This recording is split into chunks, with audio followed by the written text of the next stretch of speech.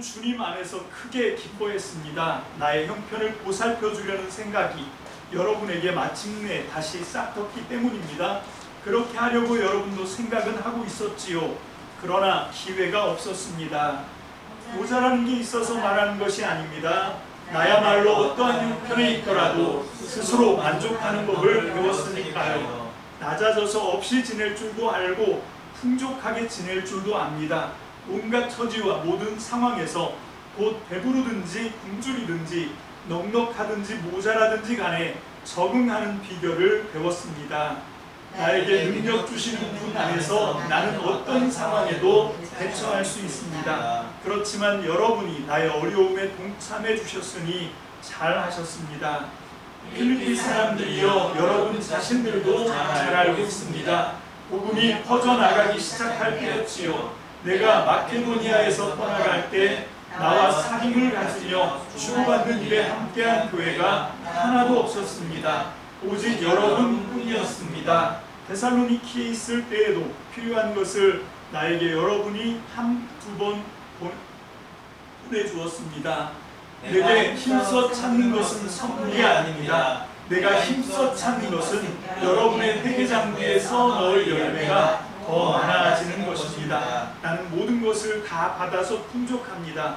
여러분한테서 온 것들을 에바브로디도한테 받아서 이제 충분합니다. 그것들은 향기로운 향내 받아주실 만한 희생 제물입니다. 하나님 마음에 들 것입니다.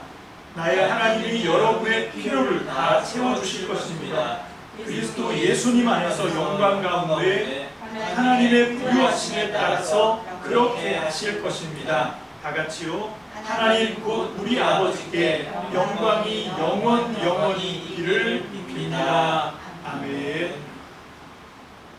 할렐루야. 주님 감사합니다. 지난 시간에 이어서 오늘도 이제 바울이 우리에게 가르쳐주고자 했던 그 기쁨, 바울이 먼저 살아갔던 그 기쁨의 삶이 어떤 것인지, 하나님 그것이 그냥 우리에게 이론으로 신학으로 하나님 그저 쓰여진 글자로 온 것이 아니라 바울이 정말 누렸던 그 황홀한 기쁨, 그 넘치는 기쁨, 어떻게 해볼 수 없는, 저항할 수 없는 그 기쁨의 능력이 우리 안에도 샘솟아 나기를 원합니다.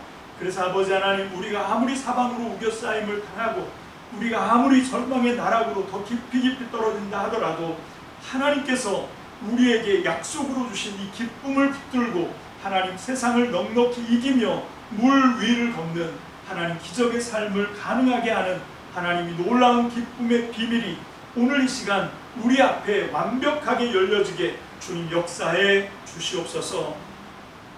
오늘도 주님의 언약을 기대하며 주님의 말씀을 사모하여 주의 앞에 섰사오니 하나님 온전한 말씀으로 우리를 사로잡아 주시고 능력의 말씀으로 우리를 새롭게 하여 주시고 생명의 말씀으로 우리를 붙들어 주옵소서. 전폭을 주님의 성령께 의지합니다. 감사드리고 예수님 이름으로 축복하며 기도합니다. 아멘. 할렐루야. 아멘.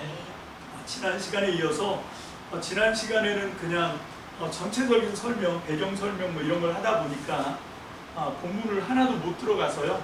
그래서 오늘은 그냥 본문을 좀 중심으로 우리가 함께 말씀을 나누면서 또 그쪽 지역, 바울이 복음을 전했던 그 지역들을 한번 지도로 우리가 찾아보면서 오늘 하나님의 말씀을 우리가 함께 살펴보기를 원합니다. 사실 이게 지금부터 이게 2000년 전에 있었던 일이거든요. 지금은 우리가 21세기를 살아가고 있고 지금 바울이 이 편지를 쓰고 있는 이때는 빌립보서가 이제 옥에 갇혔을 때니까요.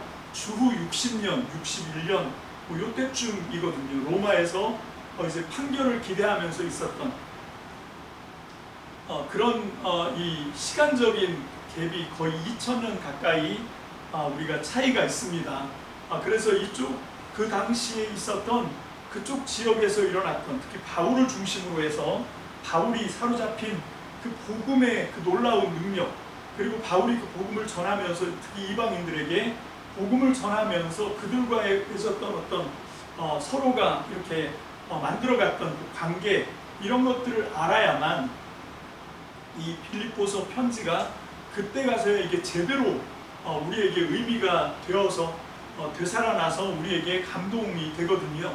그게 아니면 그냥 여기 있는 활자, 글자, 단어, 뭐 이 내용, 뭐 이런 거를 가지고 이게 다 풀어지는 그런 유의 어떤 말씀이 아니다라고 하는 것 한 번 더 강조의 말씀을 드리고, 오늘 우리가 함께 이 빌립보서 편지를 함께 지금 보고 있는데 마지막 부분입니다. 이게 그 단락으로 치면 이제 이 마지막으로 바울이 맨 처음에도 너희들 때문에 내가 감사하다 하고 감사와 기도를 했는데, 여기도 역시 마찬가지로 감사하고 축복을 하죠. 19절에 보면 하나님이 너희들의 필요를, 그것이 물질적이든 아니면 심리적인 것이든 뭐 영적인 것이든 어떤 것이든 너희가 필요로 하는 것을 하나님이 어떻게 채워주시는가. 19절을 먼저 보면 나의 하나님이 여러분의 필요를 다 채워줄 거다, 이렇게 이제 축복을 하고 있습니다. 왜 그런가 하면 이 빌립보 성도들이 자기가 옥에 갇혀 있는데 이렇게 정말 모든 것을 다 받았다 라고 얘기할 정도로, 여러분 이게 보통 선포가 아니죠. 저는 이런 그 감동이 전 여러분들의 삶에서 날마다 일어났으면 좋겠다, 그런 생각이 있어요. 어떤 사람들에게는 뭐 그런 어떤 마음이 있죠. 뭐냐면 한편 마음에 약간 서운함 같은 게 있어요. 왜 서운합니까? 그게 부족하기 때문에 그렇거든요. 결핍이에요. 하나님의 사랑을 알긴 알겠어. 근데 하나님은 나는 안 사랑하는 것 같아. 이런 게 있으면 섭섭하거든요.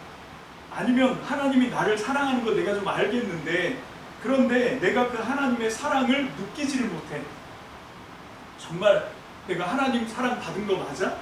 이렇게 하고 자기 자신을 한번 세움을 해보는 거지요. 내가 하나님으로부터 어떤 사랑을 받았지? 하고 자기가 지금까지 하나님께 받았던 사랑을 한번 헤아려 보면 여러분 어떻습니까? 이런 고백이 나오니까 바울처럼 나는 지금 모든 것을 다 받았다. 여러분 지금 사도 바울이 지금 이 얘기를 하고 있는 거예요. 이게 빌립보 성도들이 에바브로디도가 바울에게 한 거지만 그 빌립보 성도들과 바울 사이에 그 끈을 연결해 주신 분은 예수 그리스도입니다. 그러므로 이거는 이 빌립보 사람들이 한 거지만 물론 그 사람들에게도 감사하고 있지요. 빌립보 성도들을 너무너무 사랑하고 너무너무 그리워하고 또 너무 감사하고 있는 거 맞습니다. 그런데 그 모든 것의 원천은 예수 그리스도다라고 하는 것을 지금 사도 바울은 굳게 믿고 있는 거예요. 여러분 지금 여러분 이 입장이 돼서 온 바울은 지금 옥에 갇혔거든요. 감옥에 갇혀서 자유를 억압당하고 있습니다. 그리고 문제는 뭔가 하면 여기서 그 재판을 받아야 되는 그 황제가 로마의 폭군 네로 황제예요. 그러니까 지금 바울은 되게 불안한 것 투성입니다. 그래서 바울은 아예 그냥 다 내려놨잖아요. 나는 주님께 빨리 가는 걸 더 원한다. 뭐 이렇게 얘기하는 것이 물론 그의 마음속에서 진짜 그걸 원하는 것일 수도 있지만, 그러나 상황이 어떻게 되든지 어떤 상황이 오더라도 그냥 그거를 받아들일 준비가 된 거죠. 다 내려놓은 겁니다. 그래서 그렇게 고백을 하는 거거든요. 자, 그런 형편 됐는데, 그런 상황이 됐는데, 여러분 우리 그런 좀 섭섭함 생길 수도 있잖아요. 하나님 왜 날 여기다 가둬놨습니까? 나 좀 풀어주시지. 뭐 환경이 막 매이는 사람들 있죠. 환경이 갇혀있는 사람들. 아니면 어떤 사람은 건강에 감옥에 갇힌 것 같지만 아주 중한 병에 걸리거나 치료가 안 되는 병. 그래서 이제 얼마 남지 않았습니다. 뭐 이런 시한부의 어떤 선고를 들어야 되는 그런 병마에게 사로잡혀 있는 사람이 있을 수도 있고, 아니면 인간관계에 늪에 빠진 것 같은, 그래서 인간관계가 내가 원하는 대로 잘 안 되는 그런 감옥도 있고, 뭐 여러 가지 우리의 어떤 이 자유를 억압하는 그런 환경들은 되게 많거든요. 지금 우리도 이 세상을 살아가다 보면 환경이 우리를 이렇게 덧칠러 놓은 것 같은, 환경의 올무에 잡힌 것 같은, 그래서 내가 아무리 애를 써도 움쭉달싹 못하는 것 같은 뭐 그런 상황이 있을 수도 있잖아요. 여러분 그런 것들이 지금 사도 바울이 지금 옥에 갇혀 있는 거예요. 자기 마음대로 거기서 나올 수가 없습니다. 거기서 판결이 어떻게 나올지도 몰라요. 그냥 정말 운명에게 사로잡힌 것 같은 그런 상황인데도 바울은 지금 뭐라고 고백합니까? 나는 모든 것을 다 받았습니다. 이렇게 얘기한다. 나는 모든 것을 다 받았습니다. 이게 감사예요. 이게 기쁨입니다. 여러분, 이게 상황이 좀 호전되면 나도 그럴 수 있어, 이 문제만 해결되면 나도 그럴 수 있어. 아니요, 그렇지가 않습니다. 여러분, 이거는 자세예요. 이건 태도입니다. 여러분, 정말로 감사하고 바울처럼 하나님과의 관계가 완벽하게 하나님과의 관계 안에 들어가 있으면 상황이 얼마나 나빠지든 상관없어요. 어떤 상황에다 내던져도 나는 다 받았습니다, 이렇게 할 수가 있다. 여러분, 그게 지금 사도 바울이 말하는 그게 뭐냐면 12장에 12절에 나는 일체의 비결을 배웠다, 이 얘기를 하잖아요. 내가 뭡니까? 어떤 상황이든지 배부르든지 배고프든지 넉넉하든지 부족하든지 상관없이 나는 어떤 상황에도 우리 개혁 개정에는 일체의 비결이라고 되어 있는데, 어떤 상황에도 적응하는 비결을 나는 배웠다, 이렇게 얘기하잖아요. 여러분, 이게 믿음입니다. 믿음이라고 하는 건 환경 따라 조건 따라서 변질되는, 그건 믿음이 아니에요. 여러분, 상황은 좋아질 때도 있고 나빠질 때도 있습니다. 제가 인생을 살아보니까 좋아질 때보다 나빠질 때가 훨씬 더 많은 것 같아요. 그리고 여기 보니까 뭐 배부르든지 넉넉하든지, 이게 배부르고 넉넉하면 문제가 없습니까? 오히려 이럴 때 더 많은 문제들이 있어요. 돈이 없으면 절박하지요. 상황이 굉장히 힘들고 거기서 오는 스트레스, 거기서 오는 걱정거리, 염려거리 되게 심각합니다. 그런데 돈이 많아도 지나치게 많아도 거기서 오는 스트레스, 거기서 오는 근심 걱정, 여러분, 이게 없을 때보다 못하다, 이렇게 얘기할 수가 없어요. 그게 우리의 인생살입니다. 중요한 건 뭐냐면 상황이 어떻게 되든지 상관없이 먼저 뭐냐면 나는 모든 것을 다 받았습니다. 나는 그리스도 안에서 완전합니다. 나는 그리스도의 사랑으로 나는 만족합니다, 라고 하는, 이게 믿음의 고백이거든요. 이 고백이 우리 안에서 먼저 꼭지가 딱 떨어져야 돼요. 이 고백이 우리 안에서 먼저 꼭지가 딱 떨어지면 그 다음에는 우리가 어떤 상황에 던져지든지 내가 아니라 내 안에 그리스도를 믿는 우리의 믿음을 통해서 드러나게 되는 줄로 믿습니다. 아멘. 자, 이런 큰 주제를 가지고 한번 한 절 봅니다. 10절입니다. 그 개역 개정으로만 봅니다. 다 같이 시작. 내가 주 안에서 크게 기뻐함은 너희가 나를 생각하던 것이 이제 다시 싹이 나미니 너희가 또한 이를 위하여 생각은 하였으나 기회가 없었느니라. 자, 이게 무슨 얘기일까요? 자, 내가 지금 주님 때문에 주님으로 인해서 내가 크게 기뻐해. 그 이유는 뭐냐면 지금 내가 옥에 갇혔는데도 왜 이렇게 예수님을 기뻐하냐면, 내가 왜 그리스도 안에서 기뻐할 수 있냐면, 내가 왜 그리스도를 기뻐하고 그리스도 때문에 기뻐할 수 있게 되는 거냐면, 너희가 나를 위해서 생각만 하던 걸 이제 이거를 실천에 옮기게 됐다, 그 얘기를 하는 거예요. 이 새한글 성경에서 그걸 잘 드러내주고 있는데, 그 나의 형편을 보살펴 주려고 하던 여러분들의 생각이 이제 실현될 수 있게 된 거죠. 자, 이건 어떤 얘기인가 하면, 제가 우리 단톡방에다 지도를 하나 올렸는데요. 지도가 이렇게 두 개가 있습니다. 하나는 이 그림체로 된 게 있고, 하나는 사진처럼 실사로 이렇게 찍어놓은 사진이 있는데, 두 개 다 똑같은 사진이죠. 사실 똑같지는 않습니다. 이게 어떤 차이가 있습니까?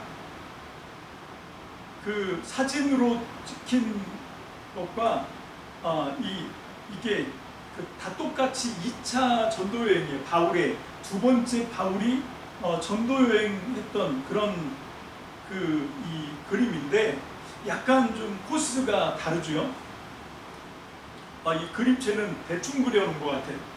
여러분, 안디옥에서 더베 루스드라 이렇게 가는데 지중해 바다를 가로질러 간 것처럼, 아니요, 그게 아니라 육로를 택했습니다. 그래서 여기 타우루스, 토로스라고 하는 지도 안 나옵니까? 지도 없어요? 죄송합니다. 내가 왜 이럴까? 나만 지금 보고 있었네.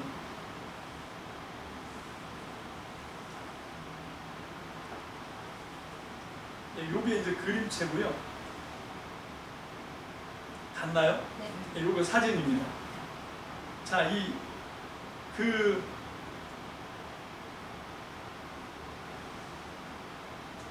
여기서 먼저 우리가 찾아봐야 되는 건 빌립보입니다. 빌립보가 어디냐면 에게해 위쪽에 그리스 마케도니아의 첫 성이라고 되어 있죠. 빌립보, 저기가 빌립보입니다. 그러니까 이 빌립보와 갈라디아라고 써 있는 여기가 투르키에, 터키라고 우리가 알고 있는 그 투르키에, 발음도 이상하죠? 티르키에.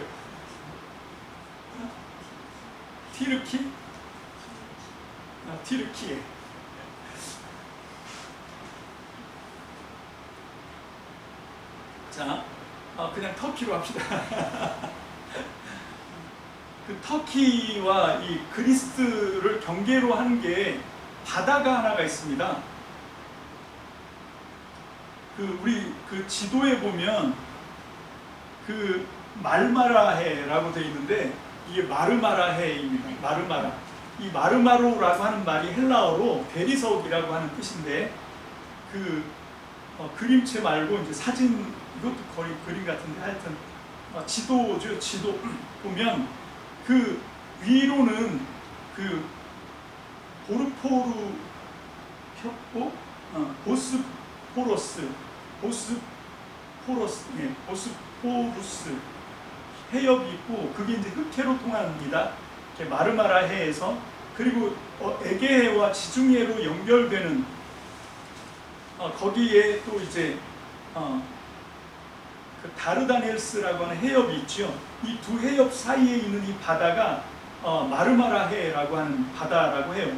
자, 여기에서 이제 그 흑해 쪽으로 나가는 그 좁은 해협, 거기에 그 유명한 이스탄불, 우리가 콘스탄티노플이 이제 1456년에 아랍에게 정복당하면서 동로마가 망하고, 그리고 이제 거기 이스탄불이, 콘스탄티노플이 이제 이스탄불로 바뀌는 그런 거기가 이제 이스탄불이 있습니다. 거기서 이제 유럽으로 이렇게 넘어가는 거기가 바로 이 보스포러스 해협이고, 그쪽에서 이제 흑해로 넘어가는. 자, 요 밑으로가 뭐가 있냐면 트로이라고 되어 있죠. 트로이. 우리 그림체에 보면 드로아라고 되어 있는데 이게 트로이입니다. 트로이. 여러분, 이 트로이가 그리스와 트로이 전쟁, 이 일리아드에 나오는 10년의 전쟁 이야기, 그리스 연합군하고 트로이하고 전쟁을 했는데 바로 이 터키 맨 끝자락, 터키의 서쪽 끝자락에 있는 여기가 트로아라고 하는, 여기가 이제 트로이입니다. 그 성경에 보면 바울이 마게도냐 사람을 꿈에서 만나고 여기서 배를 타고 건너가는데 그 사모트라게라고 하는 섬을 찍고, 그리고 이제 네아폴리스라고 하는, 네아폴리라고 성경에 되어 있는데 네아폴리스, 여기로 해서 필리피 이 성에 들어가는 거죠. 자, 여기 있는 사람들이에요. 그래서 거기서 사도행전 16장에 이 필리피에 가서 복음을 전할 때 이 사람들이 복음을 받아들이죠. 그리고 이제 바울을 굉장히, 아마 이 사람들이 바울이 하는 사역에 힘을 보태준 것 같아요. 그 지도에 보면 그 필리피에서 옆으로 쭉 가다 보면 데살로니가라고 있습니다. 데살로니가. 그 옆에가 베레아가 있고요. 그 데살로니가로 갈 때 그 암비볼리하고 아볼로니아를 거쳐서 이 데살로니키라고 우리 새한글 성경에 되어 있죠. 데살로니키. 여기로 이제 거기에 갔을 때 빌립보에서 2번이나 헌금을 보내줬다는 거예요. 이게 지금 얘기인데, 그런데 이제 여기서는 배를 타고 갑니다. 어디로 가냐면 그 아가야라고 하는 그 그리스, 여기 지금 마케도니아고 그 밑에가 아가야입니다. 아가야고 그 밑으로 내려가면 마케도니아랑 똑같은 색깔로 되어 있는 게 그레데라고 되어 있죠. 이게 이제 개정 성경에 있는 그런 발음으로 써서 그렇지, 이게 이제 크레타 섬이에요. 이 크레타 섬. 그래서 그리스 문명하면 여기가 맨 처음에 발상지입니다. 이 크레테. 이 섬이 맨 남쪽에 있는 이 크레테 섬. 여기서 미노아라고 하는 문명이 생기죠. 이게 주전 2700년부터 주후 1500년까지 여기가 이제 미노아 문명이 싹튼 곳입니다. 아마 이 미노아 문명은 이 저쪽에 지금의 현재 유프라테스 티그리스 강이 있는 메소포타미아 그쪽에서 아마 이게 문명이 전수가 되었을 거다. 다들 이제 그렇게 생각을 하죠. 그래서 여기 그리스 문명이 여기서 이제 움트고, 그리고 나서 두 번째 미노아 문명 다음으로 연결되는 게 미케네 문명이, 이 얘기를 하려고. 그 미케네 문명이 이게 어떻게 되는 거예요? 그리스에서만 생긴 게 아니라 그리스 연합국과 함께 트로이라고 하는, 이거는 터키잖아요. 터키에 있는 트로이하고 이 사이에 있는 에게에 있는 섬나라들이 함께 힘을 모아서 만든 게 미케네 문명입니다. 그래서 이게 1700년부터 부흥해서 주후 1200년 때까지 오다가 이제 북쪽에서 도리아인들이 내려오는 바람에 멸망당하고, 그리고 암흑기에 빠져들죠. 그렇게 했다가 암흑기에 빠져들었다가 이제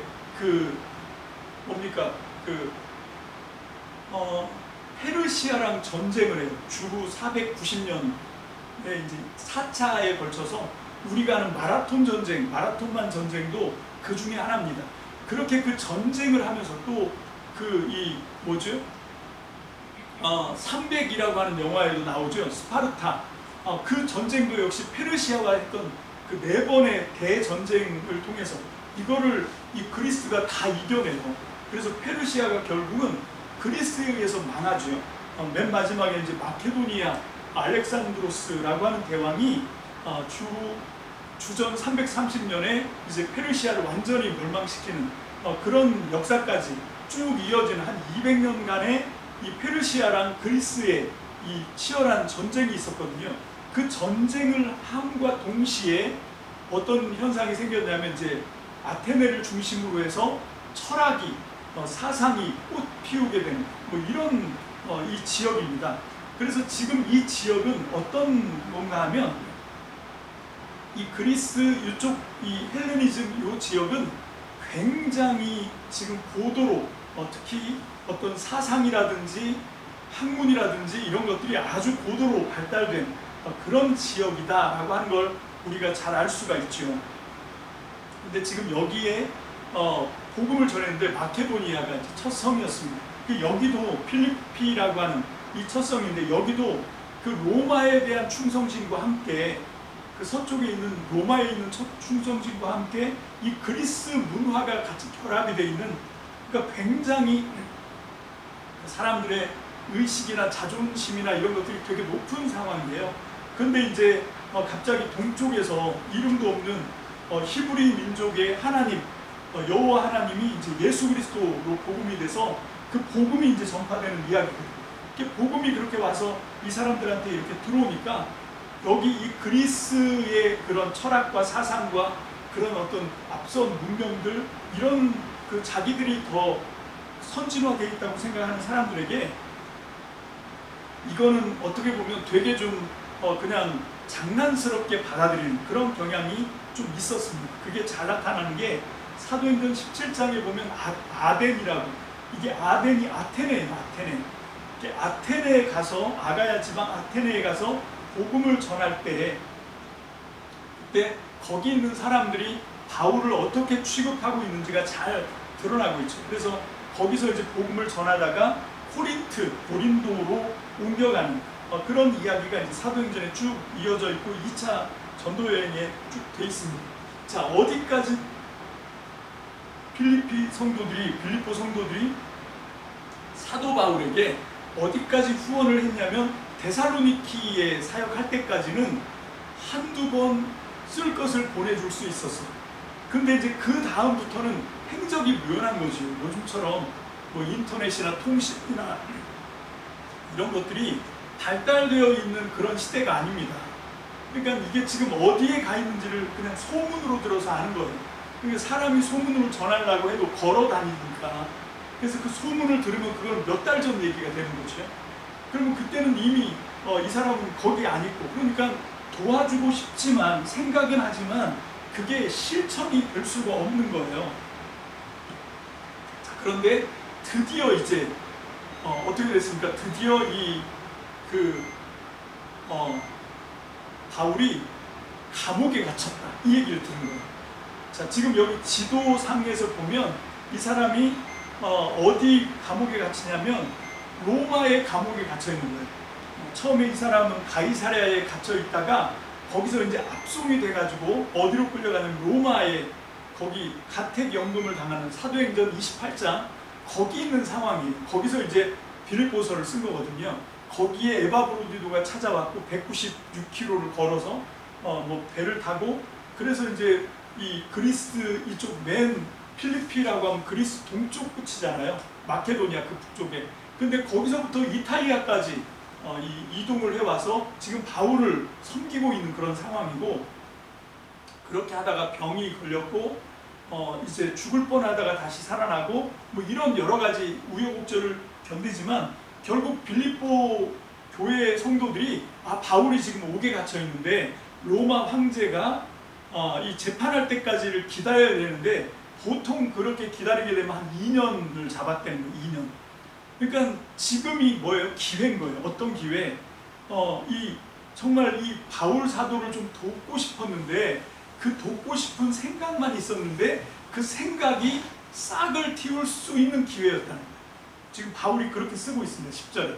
그래서 이제 이 에바브로디도 편에 내가 모든 걸 다 받았다라고 선언할 수 있는 그런 것들을 다 갖고 온 거죠. 그 중에 가장 귀한 건 뭐 돈도 갖고 왔겠죠. 뭐 먹을 것도 갖고 왔을 수 있을까요? 뭐 물질을 갖다 줬을 수 있겠죠. 필요한 어떤 생필품이나 이런 것들을 아마 조달을 받았을 겁니다. 그렇지만 그 중에서 아마 가장 감사한 건 이 사람들의 마음이 아니었을까 하는 거예요. 데살로니키에 있을 때도 한 번, 두 번 쓸 것을 보태주고 그리고도 끊임없이 기도하면서 자기에게 관심을 놓치지 않고 있다가 옥에 갇혔다는 얘기를 듣고 에바브로디도 편에 이렇게 자기를 다시 찾아와서 자기를 도와주는 그 마음이 아마 사도 바울에게는 어떤 것보다도 감사한 거 아니었을까 그런 생각이 있죠.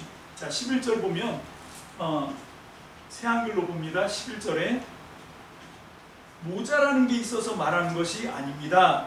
나야말로 어떤 형편에 있더라도 스스로 만족하는 법을 배웠으니까요. 자, 아까 우리가 이제 12절 다 찾아본 것처럼 이게 비결이에요. 일체의 비결. 우리는 환경과 조건으로 살고 죽는 사람들이 아니라 우리는 예수 그리스도 안에 있는 사람입니다. 그렇게 예수 그리스도 안에서 우리가 하나님이 우리를 높여주셔도 거기에서도 여전히 겸손하게 감사하고 나를 내려놓고 그리스도를 높이고 또 하나님이 나를 가장 낮은 자리로 나를 끌어내리셔도 거기서 우리가 실망하거나 원망하거나 불평하는 것이 아니라 거기서도 뭔가 하나님의 뜻이 있겠지 하고 그것도 감사함으로 받아들여요. 그래서 우리는 어떤 상황에 있더라도 늘 뭡니까? 기뻐하고 감사하는 것. 이게 일체의 비결이에요. 이게 제일 정말 우리에게 필요한 능력이라고 생각합니다. 여러분 항상 기뻐하십시오. 여러분 우리의 삶이 높아지든 낮아지든 우리가 넉넉하든 모자르든 우리가 배부르든 배고프든 상관하지 말고 늘 기뻐하고 늘 감사하고 여러분 이게 내가 어떤 상황에서도 일체의 비결을 배웠다. 내가 모자라서 내가 어떤 물건을 원해서 지금 이 얘기를 하는 게 아니다라고 지금 얘기를 하고 있죠. 자, 나에게 능력 주시는 분 안에서 나는 어떤 상황에도 대처할 수 있습니다. 자, 이게 이 빌립보서 4장 13절을 개역으로 보면 내게 능력 주시는 자 안에서 내가 모든 것을 할 수 있다. 이렇게 하거든요. 이렇게 이제 하게 되면 어떻게 되냐면 사람들은 할 수 있다에 탁 꽂혀. 그래서 막 전능한 어떤 능력이 내 안에 막 와 있는 것처럼 이런 어떤 걸로 해서 이 말씀이 많은 사람들한테 참 사랑을 많이 받았던 말씀이기도 해요. 본 뜻은 그게 아니라 11절부터 쭉 이어지는 말씀이에요. 내가 궁핍함으로 말하는 것이 아니다. 어떤 형편에서든지 뭐예요? 나는 자족하기를 배웠다. 뭘 만들어내는 어떤 할 수 있다는 능력이 아니라는 겁니다. 어떤 상황에서도 나는 대처할 수 있다는 걸 얘기하고 있는 거예요. 내가 이 배부르든지 배고프든지 풍부하든지 궁핍하든지 나는 어떤 상황에서도 일체의 비결을 배워서 나는 적응을 할 수 있다. 지금 그 얘기를 쭉 계속하고 있는 거지. 그러니까 새한글에도 나에게 능력 주시는 분 안에서 나는 어떤 상황에서도 대처할 수 있습니다. 그러니까 내가 어떤 상황에서도 그것이 배부르든 배고프든 풍부하든 궁핍하든 어떤 상황에서도 내가 그렇게 대처할 수 있게 된 그 능력은 내 거가 아니라 누구 거라는 거예요. 내게 능력 주시는 그분 예수님의 것이라는 거죠. 자, 그게 다시 환기를 시키면 2장 5절부터 11절에 나와 있는 너희는 이 마음을 배워라, 그 그리스도의 마음이에요. 그분이 어떻게 하셨습니까? 높아지신 분이에요. 원래 하나님의 아들이었습니다. 하늘 보좌의 모든 영광을 다 독차지하고 계신 분이었어요. 그런데 그 하나님이 그 하늘의 영광을 비워두시고 사람 몸을 입고 이 땅에 내려오셨습니다. 시간과 공간과 그런 이 생로병사의 그런 이 제약을 스스로 한 몸으로 받아내신 거죠. 여러분, 심지어는 종까지 되시고 심지어는 죄인까지 되시고 나중에는 죽기까지 순종하는 그런 상황까지 낮추어지시면서도 예수님은 어떻게 하셨냐면 그 상황에서도 뭡니까? 정말 그 모든 것들을 다 넉넉히 이겨낼 수 있는 그런 마음, 그런 태도, 그런 자세, 그게 예수님의 마음인 거죠. 그게 예수님의 자세인 겁니다. 그래서 이 빌립보서는 그걸 배우라는 거예요. 그걸 닮으라는 겁니다. 그걸 담는 것이 복음 안에 있는 거고 그걸 담는 것이 복음의 능력으로 살아가는 것이다. 그냥 예수 믿습니다로 사는 게 아니라 예수님이 그렇게 하신 것처럼 우리도 기꺼이 그렇게 배고프고 궁핍하고 한 상황에 떨어지고 거기에 떨어져도 늘 기뻐하고, 그걸 지금 바울이 빌립보서를 쓰면서 이 로마의 감옥에 갇혀 있는데 빌립보 성도들에게 그걸 보여주고 있잖아요. 옥에 갇혀 있으면서도 감사하고 있어요. 자기를 막 사람들이 시샘하고 그래서 이 자기를 악평하고 그렇게 공격을 해야 되는데도 바울이 뭐라 그러냐면 복음이 전파되니까 나는 오히려 잘된 것 같다, 난 기쁘다, 이렇게 지금 받아들이고 있는 거거든요. 여러분, 이런 태도를 지금 빌립보서를 통해서 일관되게 쭉 얘기를 하고 있으니까 이 13절 내게 능력 주시는 자 안에서 내가 모든 것을 할 수 있다 라고 하는 말씀에 다른 오해를 하면 안 돼요. 이건 뭔가 하면 지금 옥에 갇혀 있어요. 그럼 모든 걸 할 수 있으면 풀고 나와야지. 물론 하나님이 그렇게도 경험하게 해주셨죠. 실제로 빌립보 감옥에 갇혀 있을 때 옥터가 막 지진이 나서 흔들리고 옥문이 열리고 쇠사슬과 착고가 뭐 지진 난 거는 이해를 해. 그 지진 났으니까 옥터가 막 흔들렸고 그래서 문이 저절로 열렸다, 이것까지는 내가 이해를 해. 근데 왜 쇠사슬이 끊어지냐? 아니, 왜 발에 채운 착고가 왜 끊어져요? 이거는 지진하고는 상관없지. 그러니까 그 지진조차도 하나님이 주관하신 거다라고 하는 걸 우리가 알 수 있는데, 어쨌건 그런 능력도 있지만 그리 아니하실지라도 하나님이 그렇게 기적적으로 거기서 끄집어내 주시고 거기서 구출해 내주시고 뭐 그럴 수도 있지만, 그렇게 하지 않더라도 뭡니까? 나는 하나님을 기뻐하고 하나님께 감사하고 어떤 상황이든 나는 다 받아들일 준비가 돼 있다. 지금 그 얘기를 바울이 하고 있는 거예요. 왜 이 얘기를 합니까? 지금까지 쭉 얘기해 온 것처럼 이게 예수님의 마음, 이게 예수님의 자세, 이게 예수님의 태도이기 때문에 빌립보 성도들에게 너희도 지금 이 마음을 좀 배웠으면 하는 마음에 바울은 끊임없이 이런 논조로 지금 하고 있는 거예요. 14절 이번에는 새한글 성경으로 다 함께 봅니다. 시작.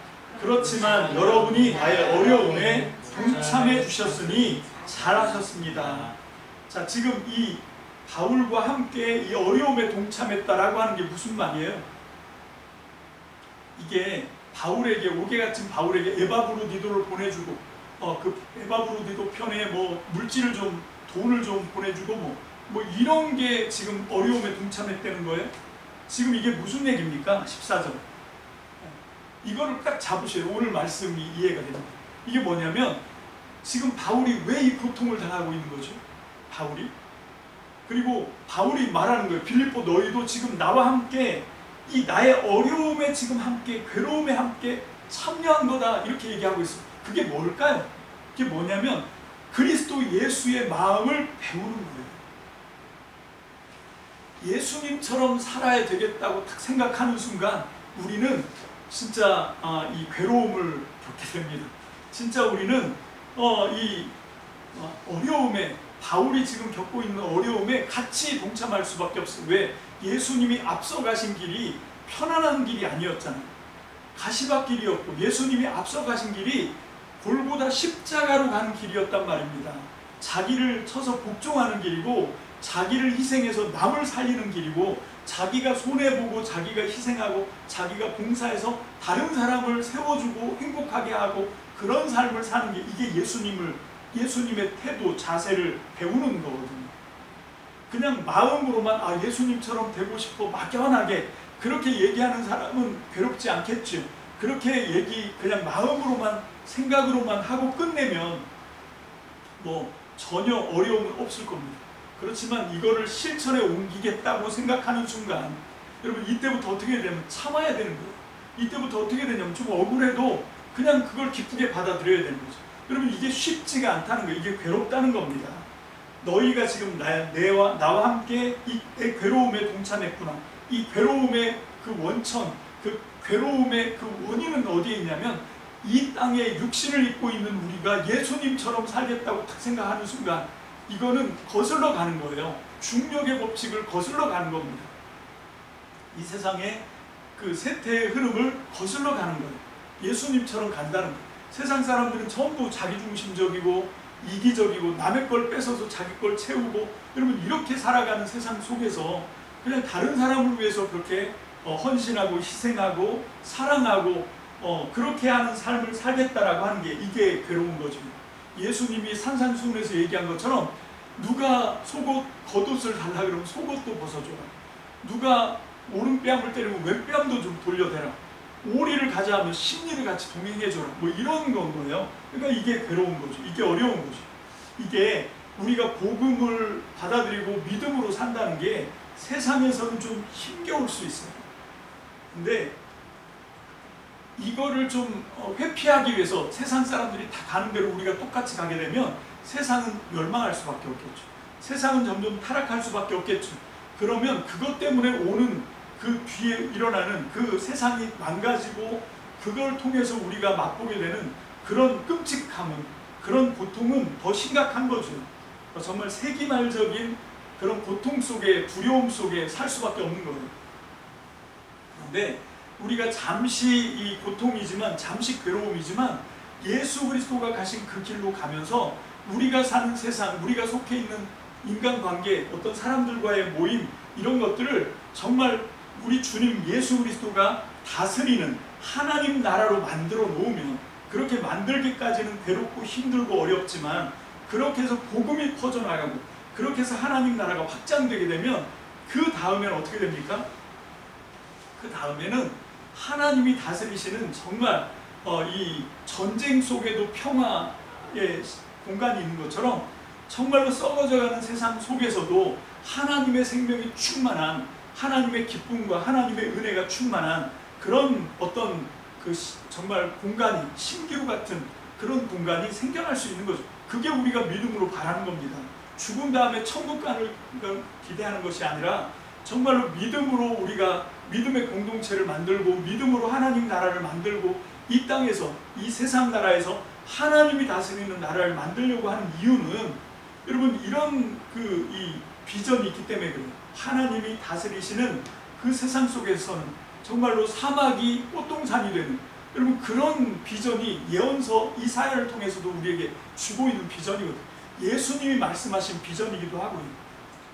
하나님 나라를 끌고 이 땅에 오신 분이죠. 그래서 우리가 이제 그걸 우리도 똑같이 하는 것, 그게 교회입니다. 자, 4장 15절입니다. 빌립보서 4장 15절 새한글 성경으로 또 봅니다. 다 같이 시작.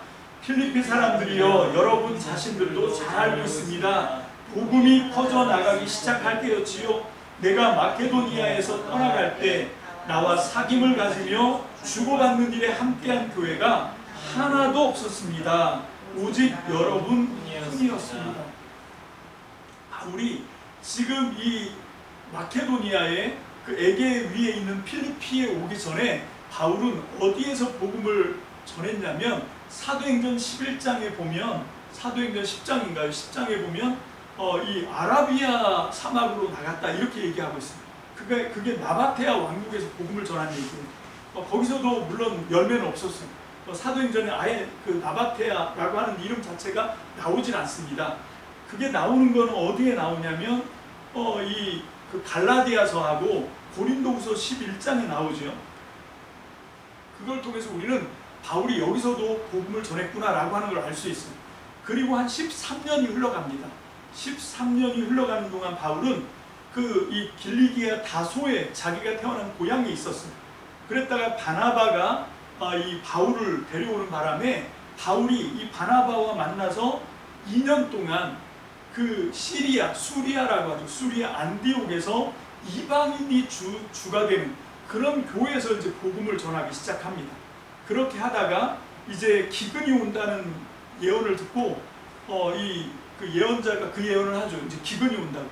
그러니까 그때 그 시리아에 있는 안디옥 교회 성도들이 누구 생각을 했냐면 기근이 오면 자기들도 배고플 건데 예루살렘과 유대에 있는 성도들을 먼저 생각합니다.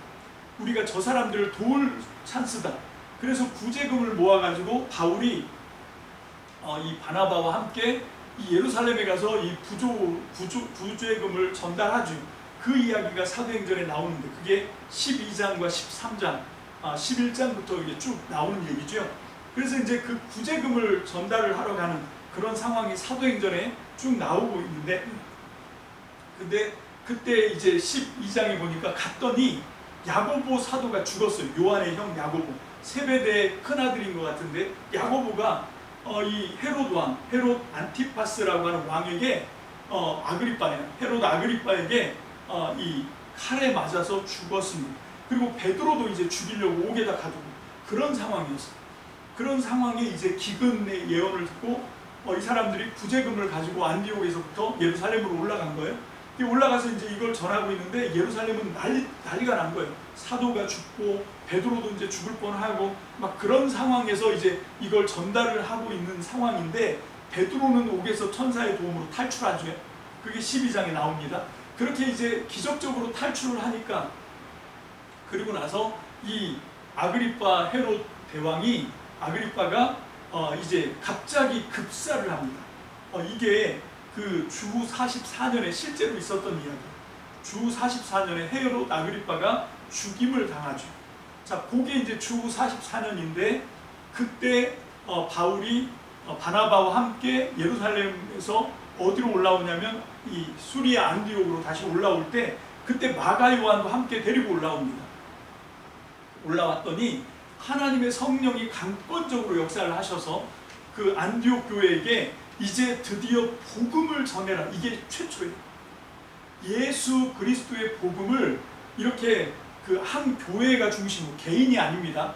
한 교회가 중심으로 기도하게 해서 선교사를 뽑게 하고 선교사를 파송해서 복음을 처음으로 전한 그 역사가 사도행전 13장에 나옵니다. 그 사도행전 13장에 드디어 1차로 복음을 전하는 얘기가 나와요. 자, 14절에 보니까, 15절에 보니까 필리피 사람들이여 여러분 자신들도 잘 알고 있습니다. 복음이 퍼져 나가기 시작할 때 라고 하는 건 바로 그 사도행전 13장, 이 시리아 안디옥에서 복음을 전파하는 요 얘기를 하는 거예요. 근데 1차로 복음을 전파한 데는 여기가 아닙니다. 바울과 바나바와 그 선교에 뽑힌 사람들이 1차로 복음을 전한 건 어디입니까? 키프로스 섬이에요. 구브로 섬입니다. 자, 여기 사도행전 13장 4절 다 함께 봅니다. 시작.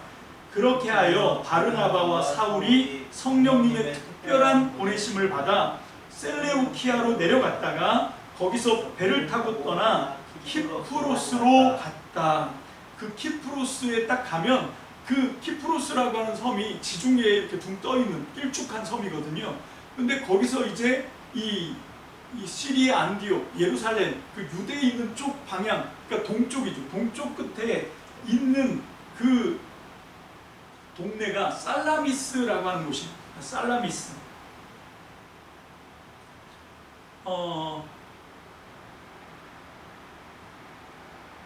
그 살라미스가 왜 중요하냐면 이 살라미스가 바나바의 고향이기도 합니다.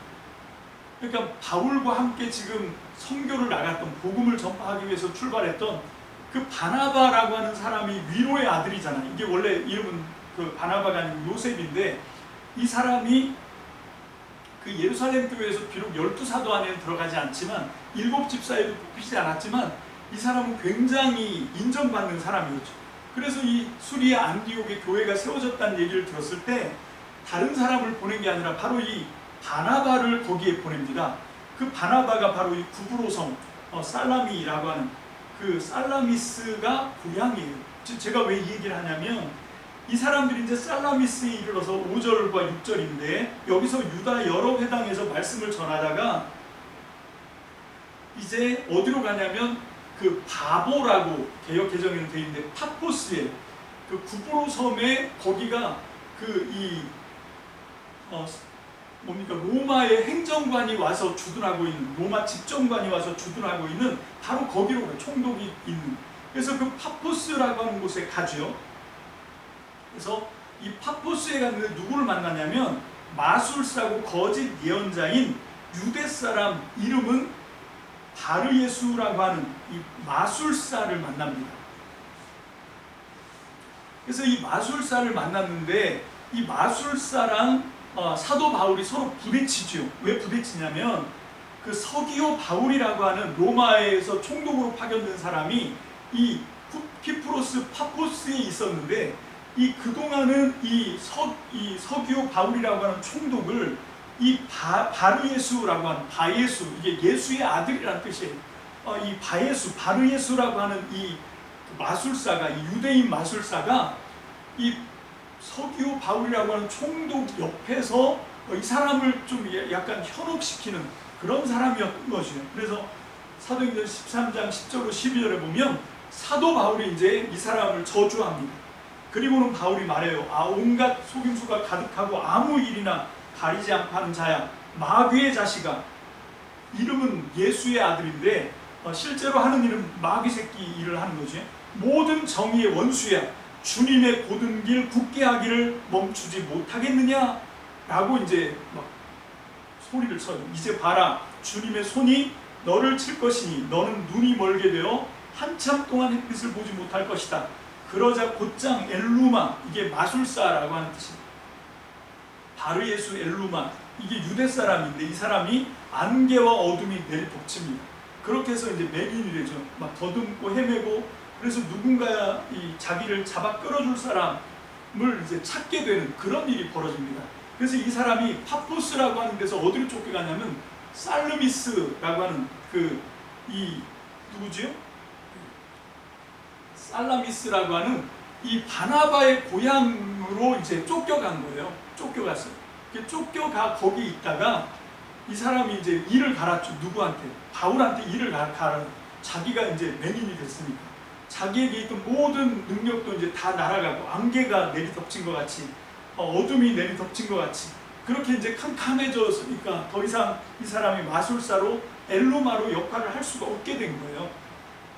그래서 이 사람이 대신 뭘 하냐면 유대 사람들을 막 이렇게 자기 편으로 끌어들여서 있다가 그 다음에 이제 2차 때, 그게 사도행전 16장이잖아요.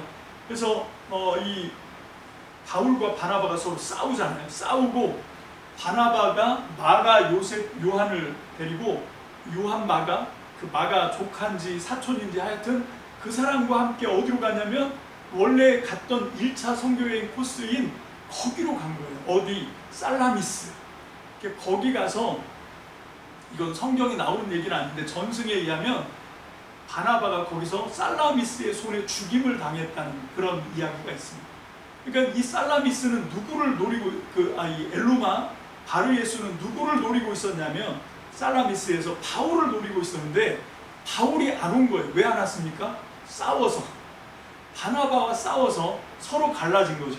그래서 만약에 안 싸웠으면 아마 여기서 바울도 이 바르예수 엘루마 손에 죽지 않았을까? 그런 생각을 좀 해봅니다. 어쨌건 그래서 바울은 어떻게 가냐면 2차 선교여행 그 지도에 보면 그 수리아 땅으로 해서 어딥니까? 다스, 길리기아 다소로 해가지고 그 육로로 해서 지나가잖아요. 그래서 거기 이제 지도를 다시 한번 보시면 이 터키라고 하는 이 지명이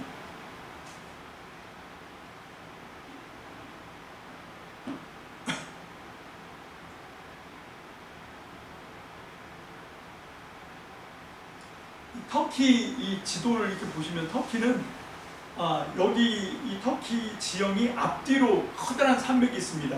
저 북쪽 흑계 쪽 해안에 붙어서는 폰투스라고 하는 산맥이 가로질러 흐르고 있고, 그 폰투스라고 하는 말은 바다라고 하는 말이라고 해요, 헬라어로. 그리고 그 앞에 있는 타우루스, 토루스라고 하는, 이거는 이제 황소인데, 타우루스라고 하는 산맥이 앞뒤로 이제 딱 가로질러 있고, 그 위에는 고원인데 평평해요. 그래서 여기는 이제 고원지대, 갈라디아라고 이렇게 써 있는 여기는 되게 평평한 지역, 이게 이제 터키인데, 자, 거기 그런 어떤 지형에서 이제 1차로 바울이 복음을 전파하는 그런 이야기가 이제 쭉 이어지게 됩니다.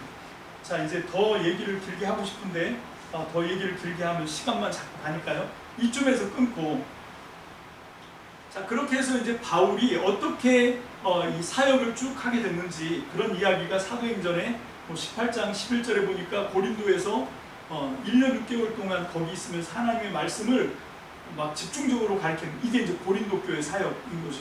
자, 그렇게 하고 이제 그런 스토리가 쭉 이어집니다. 이게 아까 그 15절에 나와 있는, 빌립보 4장 15절에 나와 있는 처음 복음이 전파되는 그 시기에, 자, 이 갈라디아 지역의 교회들한테 바울이 굉장히 집중적으로 복음을 전했고, 근데 이 사람들도 안 도와줘요.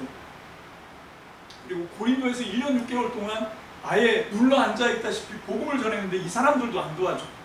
에베소에서는 3년 가까이 정말 아침부터 밤늦게까지 두란노 서원이라고 하는 곳에서 자리를 잡고 앉아서 복음을 전파하고 교회를 가르쳤지만 이 사람들도 안 도와줘. 오직 도움을 주는 사람들은 누구밖에 없다? 필리피 성도들밖에 없고, 빌립보 성도들만 바울이 하는 일을 도와줬다. 지금 이 얘기를 하는 거죠. 이게 이제 마지막 편지를 끝맺으면서 바울이 빌립보 성도들한테 무한하게 감사하는 이유인 거예요.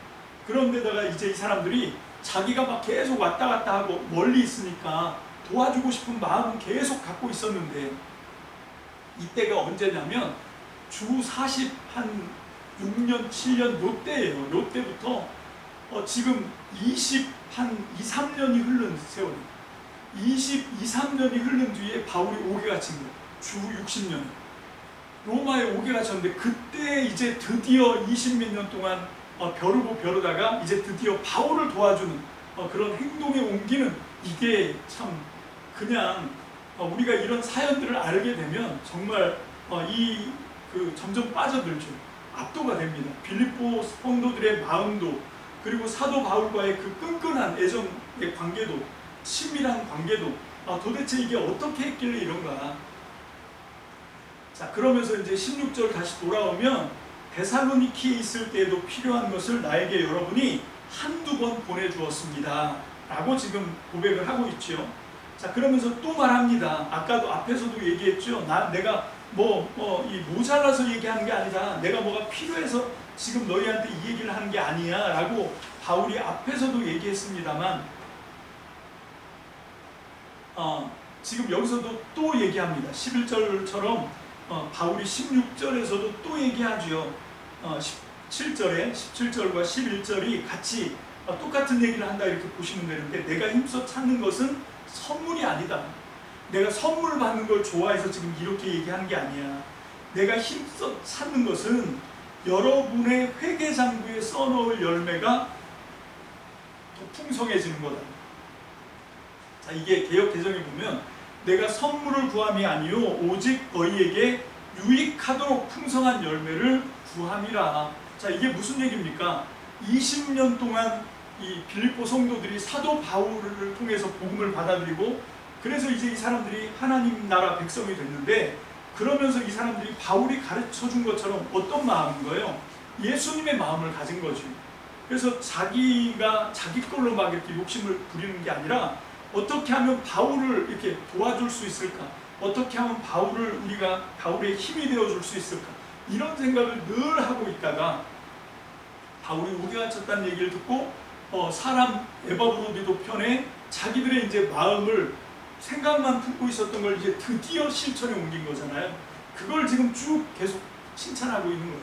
자, 그러면서 내가 지금 선물을 요구해서 이렇게 얘기하는 게 아니라, 너희가 유익하도록, 그게 무슨 얘기인가 하면, 너희가 하나님 나라 갔을 때 하나님이 이걸 다 써놓거든요. 우리가 한 모든 행실을 하나님이 다 기록을 했는데 하나님 나라 가서 칭찬받고 상급받을 그 장부가 풍성해집니다. 그걸 위해서 내가 너희에게 하는 거다. 내가 지금 하나님이 기뻐하는 복음 전파하는 일을 하고 있고 너는 지금 나를 감동시키는 그런 도와주는 일을 하고 있고 이게 다 같이 협력해서 하나님의 일을 하는 거거든요. 여러분 이게 우리가 항상 우리의 모든 삶의 행동의 모든 것의 동기는 하나님 나라 하나님 보좌 앞에서요. 하나님 보좌 앞에 섰을 때 잘했다 착한 종아 믿음으로 순종했으니 내가 너에게 상을 내린다 이런 칭찬을 받을 것이냐 아니면 게으르고 악한 종아 하고 이제 막 이렇게 하나님께 책망을 받게 될 것이냐 이 얘기를 지금 여기서 하고 있어요. 17절에. 그래서 오직 너희에게 풍성한 열매가 유익하도록 너희를 돕기 위함이다 지금 얘기하고 있는 거죠. 그러면서 우리 앞에서 살펴봤죠. 내게는 모든 것이 있고 풍부하다. 나는 모든 것을 다 받았다. 다 받아서 풍족하다. 이렇게 얘기하는 사도 바울. 여러분 이게 그리스도 예수의 마음이다 라고 말씀을 드렸습니다. 자 그렇게 하고 이제 이 사람들을 축복합니다. 드디어 빌립보 성도들에게 어떤 축복을 합니까? 19절입니다. 19절 새한글 성경으로 다 함께 봅니다. 시작. 나의 하나님이 여러분의 필요를 다 채워주실 것입니다. 그리스도 예수님 안에서 영광 가운데 하나님의 부유하심에 따라서 그렇게 하실 것입니다. 20절 하나님 곧 우리 아버지께 영광이 영원히 있기를 빕니다. 아멘. 여러분 우리 하나님을 믿는 우리 성도들은요 그냥 세상 사람들이 하는 것처럼 요행수를 바라는 믿음이 아닙니다. 그냥 뭐 어떤 사람한테 이렇게 머리 디밀고 그 사람의 축복 기도를 받으면 나는 아무것도 안 했는데 나는 변화된 게 눈곱만큼도 없는데 나는 여전히 세속적이고 여전히 욕심 많고 난 여전히 전혀 아무렇게나 뭐 새로운 것에 대한 아무런 그것도 없는데 그냥 누구한테 잘 보였더니 하나님이 복을 주신다 그런 거 없어요. 복을 받는 건 결국 내가 얼마만큼 새로워지느냐 내가 얼마만큼 하나님의 말씀에 변화되느냐 내가 얼마만큼 하나님의 말씀을 생명과 진리로 받아들여서 그 말씀으로 나를 바꿔서 개조하느냐에 따라서 우리의 존재가 변화되는 만큼 하나님의 복은 우리의 것이 되는 것이죠. 여러분 이게 우리 기독교의 생명입니다. 여러분 이런 다른 미신이나 다른 우상을 섬기는 종교들은 그런 거 필요 없어요. 네가 누구냐 이거 안 물어봐요. 너 어디 있냐 이런 거 안 물어본다고. 그런데 우리 성경은 창세기부터 물어보잖아요. 아담아 너 어디 있냐 이렇게 물어봐요. 너는 지금 뭘 했냐 라고 가인에게 물어봐요. 여러분 네 아우가 지금 어디 있냐 이런 거 물어본다고. 근데 다른 우상 다른 미신들은 그런 거 안 물어봐. 그냥 복채만 바치고 그러면 네가 어떤 놈이든 무슨 짓을 했든 네가 어떤 존재든 상관하지 않고 복을 준다고 그렇게 가짜로 얘기하거든요. 근데 진짜 하나님은 그렇게 하지 않습니다. 진짜 하나님은 뭐라고 말씀하시냐면 이 마음을 본받으라고 얘기해요. 어떤 마음? 예수님의 마음. 그 예수님처럼 살아라 라고 얘기합니다. 그렇게 사는 것이 우리의 기독교의 목표인 거예요. 그렇게 살면 하나님이 이 땅과 더 영원한 세상에서 복의 복을 더하실 줄 믿습니다. 그럼 그걸 지금 이 빌립보 성도들에게 바울이 똑같은 얘기를 지금 하고 있는 거예요. 근데 이 빌립보 성도들은 그런 복을 받을 만한 사람들이에요. 20몇 년 동안 끊임없이 바울을 위해서 지속적으로 기도를 했고 정말 도와주고 싶은 간절한 마음을 품고 있다가 바울이 옥에 갇히니까 예바브로디도 편에 이렇게 풍성한 내가 모든 것을 다 받았다 풍족하다라고 얘기할 정도로 18절에 그런 선물을 지금 갖다 준 거거든요. 그러니까 바울이 감격하지 않을 수가 없지. 너무 고마운 거예요. 그러니까 19절로 20절에 바울이 이 사람들을 마음껏 축복하는 거예요. 나의 하나님이 그리스도 예수 안에서 영광 가운데 그 풍성한 대로 너희 모든 쓸 것을 채우시리라. 하나님 곧 우리 아버지께 세세 무궁토록 영광을 돌릴지어다. 아멘. 여러분 이게 우리가 빌립보서 전체가 지금 쭉 얘기하고 있는 것처럼 예수 그리스도를 본받아 살면 하나님이 우리에게 주시는 축복입니다. 우리가 받을 복이 이거예요. 나의 하나님이 그리스도 예수 안에서 영광 가운데 그 풍성한 대로 우리의 모든 쓸 것을 채우실 것입니다. 어떻게 하면 우리가 예수님을 본받아 살면, 우리의 존재가 예수 그리스도로 변화가 되기 시작하면, 뭐 지금 그 상태가 온전해졌다, 얼만큼 변했다, 이런 게 상관될 것이 아니라 중요한 건 뭐냐면 그렇게 하겠다고 결정하는 마음이죠. 우리가 예수님을 나도 따라 살아야겠다, 나도 예수님의 마음을 좀 본받아야 되겠다, 예수님처럼 그렇게 본받아 살던 바울, 에바브로디도, 디모데 이런 사람들처럼 나도 정말 그런 진짜 믿음을 한번 살아내 봐야 되겠다, 이렇게 결심하는 순간 이 복은 이미 우리의 것이라고 믿습니다. 아멘. 우리는 이 복을 반드시 이 땅에서 뿐만 아니라 영원한 나라에서 계속해서 우리가 받게 되는 것을 믿으시길 바랍니다. 그 복을 받기 위해서, 그 하나님의 은혜, 그 영광을, 하나님의 영광에 함께 동참하기 위해서 우리가 이 결단을 해야 되는 거죠. 이제 빌립보서를 거의 이제 마무리하는 단계인데, 이제 다음 1시간만 더 하면 이제 끝나는데, 여러분 그 전에 우리가 도대체 이 빌립보서를 통해서 우리가 그럼 뭘 붙잡는 겁니까? 바로 예수 그리스도의 마음을 본받는 거예요. 그 예수 그리스도의 마음을 그냥 억지로 본받는 것이 아니라 그냥 넘치는 기쁨, 어떻게 해볼 수 없는, 주체할 수 없는, 바울이 지금 얘기하고 있는 그 기쁨 안에서, 그 감사 안에서 지금 모든 것들을, 괴로운데도 불구하고 감사와 기쁨으로 넉넉히 받아내는, 근데 그 비결이 예수님의 마음을 본받는 데 있었다는 것이다. 저는 오늘 여러분들이 정말로 이 땅의 작은 예수가 되시길 주님의 이름으로 축복합니다. 아멘. 그래서 정말 여러분들이 어떤 형편에 있든지 또 어디에 있든지 그곳에서 하나님이 주시는 기쁨으로, 하나님께 감사함으로 우리의 자리에서 우리가 정말로 향기로운 향내로 하나님 앞에 영광이 되시기를 주님의 이름으로 축복을 드립니다. 기도하겠습니다. 할렐루야. 주님 감사합니다. 우리 빌립보서 4장 10절로 20절을 통해서 사도 바울이 왜 그토록 빌립보 성도들을 사랑할 수밖에 없는지, 왜 그토록 빌립보 성도들로 인하여 감사할 수밖에 없는지, 왜 그러므로 예수님 안에서 예수님 때문에 기뻐할 수밖에 없는지에 대한 이유를 말씀 한 절 한 절을 우리가 살펴가면서 우리가 확인할 수 있었습니다. 하나님, 우리가 이 땅을 살아가면서 우리에게도 이런 빌립보 교회와 바울과 같은 그런 관계들이 하나님 우리의 삶에서 더 풍성하게, 더 다각적으로 맺어지는 그런 귀한 영광이 있어지기를 원합니다. 그곳이 바로 하나님이 다스리는 나라고, 그곳이 이 땅 가운데 하나님이 통치하시는 기쁨과 생명과 영광의 나라가 되는 줄로 믿습니다.